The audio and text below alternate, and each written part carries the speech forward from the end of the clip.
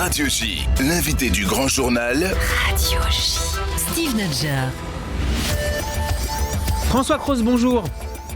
Bonjour. Et merci d'avoir accepté notre invitation cet après-midi. Vous dirigez le pôle politique actualité de l'IFOP. L'IFOP qui a publié hier une étude consacrée aux enseignants face à l'expression du fait religieux à l'école et aux atteintes à la laïcité. Une note parue à l'occasion de la Journée nationale de la laïcité. Et l'un des enseignements de cette étude, François Cros, c'est que les manifestations identitaro-religieuses, pour reprendre votre expression, augmentent à l'école, aussi bien en classe qu'à la cantine ou lors des sorties scolaires. Qu'est-ce que ça donne précisément en chiffres ?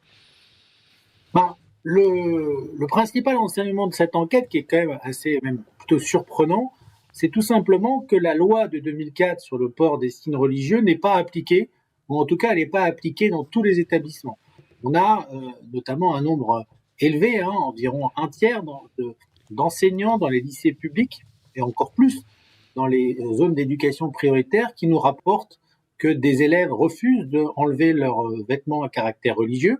Il y en a 1 sur 3 notamment qui nous dit que les élèves les gardent dans l'enceinte scolaire mais ne les enlèvent que durant les cours. On a aussi à peu près 30% des profs qui nous disent qu'ils ont déjà constaté des élèves qui priaient, qui faisaient leur prière dans les cours. Et puis, au-delà du vêtement, on a aussi des formes, je dirais, d'archépisation de la communauté éducative qui peuvent s'avérer inquiétantes, comme le fait qu'on a à peu près 20-25% des profs qui nous signalent de l'organisation de tablés à la cantine en fonction de la religion, mais aussi, chose qu'on avait observée déjà dans des enquêtes pour la LICRA plus récemment, des toilettes ou des vestiaires séparés en fonction de la religion. Donc cette logique de séparatisme, entre guillemets, même si c'est inédit, notamment pour ces derniers phénomènes. Alors oui, c'est la première fois que chez les enseignants, on mesure la chose. Mais on l'avait déjà mesuré pour les lycéens il y a 1 an avec la LICRA, mais on se disait, c'est des lycéens, ils ont 15 ans, 16 ans, est-ce qu'ils comprennent exactement les questions ? Il y a toujours une part d'incertitude. Là, la vérité, c'est qu'on a des chiffres qui sont posés à des gens qui ont Bac+5, qui sont très à l'aise avec les enquêtes quantitatives, avec un questionnaire, et qui savent grosso modo exactement de quoi on parle quand on leur pose ces questions. Et c'est un échantillon de 1000 personnes, c'est le plus gros échantillon représentatif pour une enquête faite auprès des enseignants des 2 secteurs, public et privé, qui a été réalisé sur ces sujets depuis une dizaine d'années, plus solide que celle qu'on avait faite par exemple pour Jaurès en 2020 ou pour le CNAL en 2018. Et ce qu'elle montre, c'est que, pour répondre à votre question, il y a une évolution, une hausse, une remontée, une recrudescence de ces actes et de ces entorses à la laïcité qui est particulièrement forte, notamment sur les questions de genre. On voit que le principal objet de ce retour du religieux que certains qualifient d'obscurantiste, c'est la mixité, c'est l'éducation à la sexualité, c'est la lutte contre les stéréotypes de genre, qui est de loin avec une progression de +7 à +9 points en l'espace de 20 mois, quand même. Donc on est aujourd'hui à 1 prof sur 3 qui a déjà observé ce genre d'acte dans les lycées publics, et on est bien sûr sur des chiffres encore plus élevés dans les zones d'éducation prioritaire. Et vous mettez également en avant les questions de transmission de la culture civique ou l'enseignement de l'histoire humaine ou naturelle qui, là aussi, entraînent des réactions qui portent atteinte à la laïcité. Oui, totalement. Ce qui est intéressant, c'est que bien sûr que les questions de genre, qui sont une obsession des religieux de tout poil d'ailleurs, sont ce qui sort le plus et qui augmente le plus.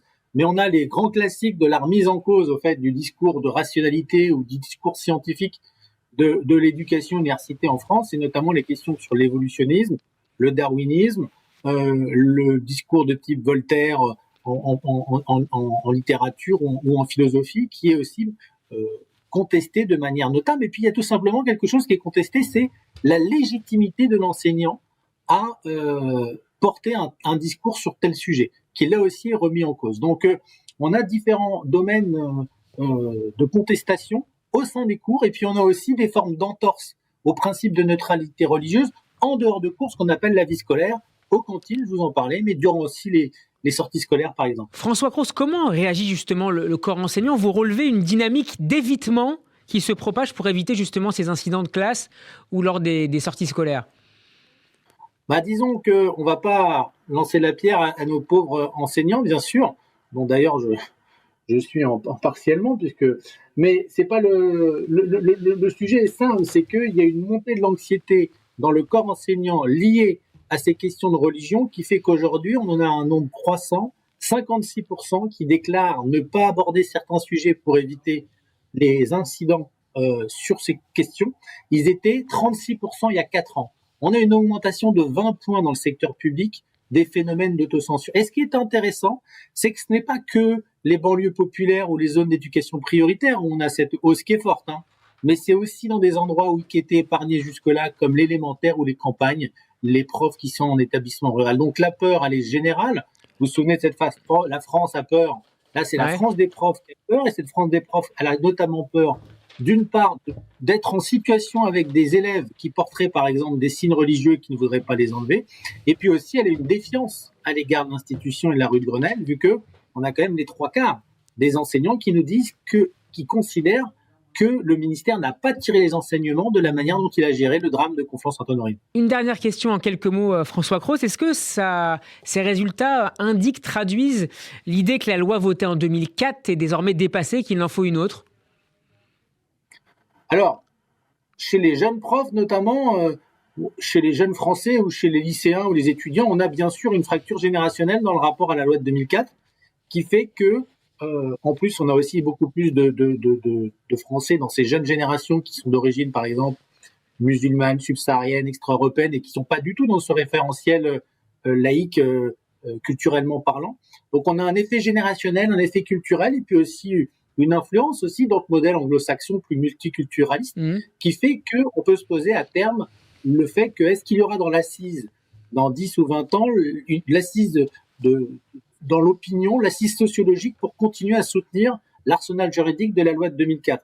On peut en douter pour l'instant au regard des positions des jeunes et notamment des jeunes profs sur ces questions d'accommodement du principe de laïcité. Merci beaucoup François Cros d'avoir été avec nous. Je rappelle que vous dirigez le pôle politique actualité de l'IFOP. L'IFOP qui publie donc cette étude particulièrement intéressante consacrée aux enseignants face à l'expression du fait religieux à l'école et aux atteintes à la laïcité.